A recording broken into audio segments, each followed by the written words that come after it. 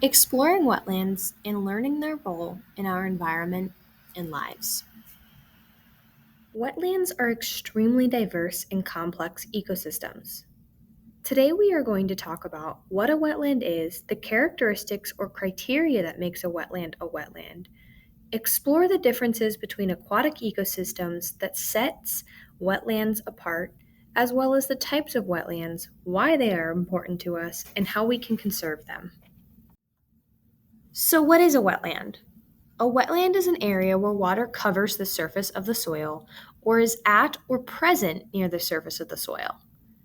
This means that the soil is saturated with water. This can either be permanently or seasonally, depending on the type of wetland it is, which we will talk about later. Wetlands are the halfway point between land and water and must meet three criteria in order to be considered a wetland. They are neither completely dry or wet, and these dynamic ecosystems are found all over the world. Let's talk about the three main criteria an area must meet in order to be considered a wetland. The first is hydrology.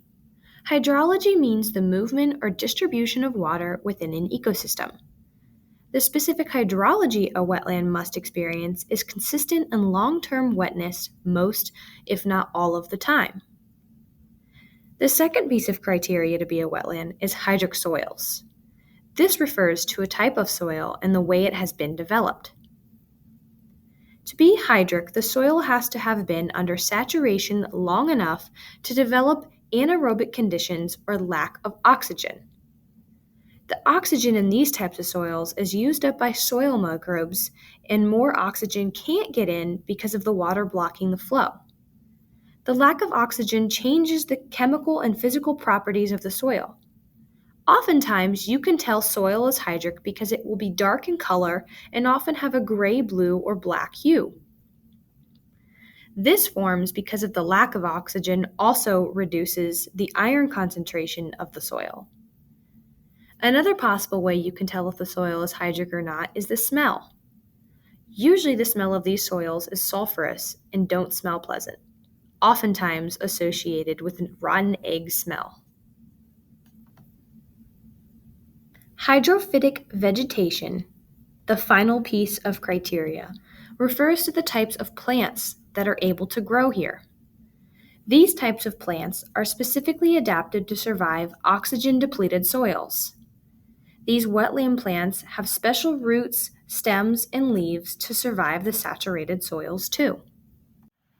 There's lots of examples of hydrophytic plants that we might see growing in a wetland, but here's a few examples. The broadleaf cattail.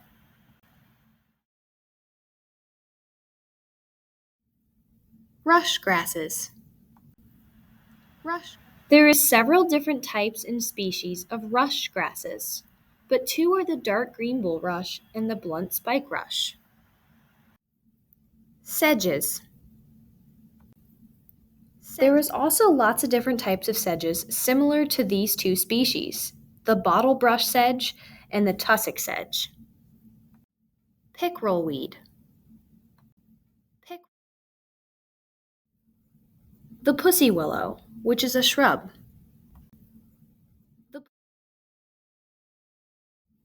And the red osier dogwood, which is another shrub. Although wetlands, ponds, and lakes are all similar semi-aquatic ecosystems, there are some key differences. You can tell the difference between wetlands and ponds or lakes based on the depth of the water. Ponds and lakes are deeper and often don't have consistent soil saturation, unlike wetlands. Wetlands are the transitional zone or the bridge between land and water ecosystems and are often uplands to lakes and form in depressions of the land. That wetland in your backyard that always seems to stay wet in the rainy or growing seasons isn't a wetland either. Although it is experiencing seasonal flooding or saturation, it may not be a true wetland because it's probably missing those other key criteria like hydric soils and hydrophytic vegetation. There are two categories of wetland systems, non-tidal and tidal wetlands. Tidal wetlands are located along the Atlantic, Pacific, and Gulf coasts. Non-tidal are inland and located along the floodplains of rivers, streams, and ponds. Here in Ohio, we do not have any saltwater coasts, therefore, we only have inland wetlands. You can see here in the pictures how tidal wetlands are connecting to a much larger body of water, like an ocean. Where in the non tidal wetland picture, you can see how it's closed off and not connected to any additional bodies of water. There are 4 specific types of non tidal wetlands. These are marshes, swamps, fens, and bogs. Marshes are defined by continually or frequently submerged with water. Some are characteristic of only being seasonally flooded during the growing season. They specifically have emergent soft-stemmed plants. Marshes are considered the most common type of wetland in North America. There are even more specific examples of non-tidal marshes, such as prairie potholes, vernal pools, and wet meadows. Swamps are any wetland that is dominated in plant growth by woody plants. This can either be shrubs or trees. Typically, swamps have saturated soils and sometimes standing water in the growing season. Typically, the length of standing water is reduced compared to marshes. The trees that grow in swamps are adapted to the wet soils. Fens get their water from mostly groundwater movement or upland slope sources. Fens are typically grass covered and have high nutrient levels that support a very diverse plant and animal community. Bogs are composed of peat deposits that are spongy. Most of their water supply comes from rain, and they are typically low in soil nutrients, which is why plant diversity is often limited in bogs. Regardless of the type of wetland they are all important and play a vital role in not only our ecosystems but our daily lives. In relative recent history, wetlands were viewed as wastelands and often were filled in or avoided. So much so that by 1990, when their importance began to take notice, half of the nearly 221 million acres of wetlands in the country were destroyed. Today, we know wetlands are responsible and do many functions in our environments. The main functions of wetlands are water quality, flood and drought protection, carbon sequestration, and habitat. Wetlands are often called the kidneys of our ecosystems. They are natural water purifiers that filter out sediments and pollutants as water runs through them.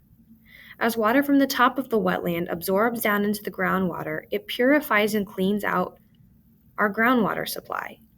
Many people rely on groundwater to provide plentiful and clean water to their homes, schools, or workplaces. Without wetlands to aid in the filtration of groundwater, our daily water supplies could become contaminated.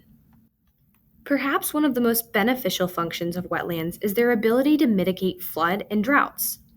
To reduce the risk of floods, wetlands do this by their enhanced ability to hold water. Wetlands act as natural storage areas for rainfall and slow down the flow of water. As they slow down and hold extra rainfall, they slowly allow the rain to seep into the ground deep into our water table. The ability to hold water, in turn, is how wetlands are able to mitigate drought conditions in the event of an abnormally dry season.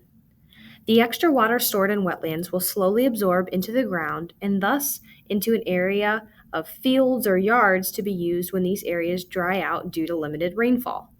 Additionally, as groundwater is continually supplied, wetlands prevent streams from ever completely drying up. Wetland plants absorb carbon as they grow. They use this carbon to grow new leaves and roots. Wetlands have the ability to support high volume of plants because they are so rich in nutrients.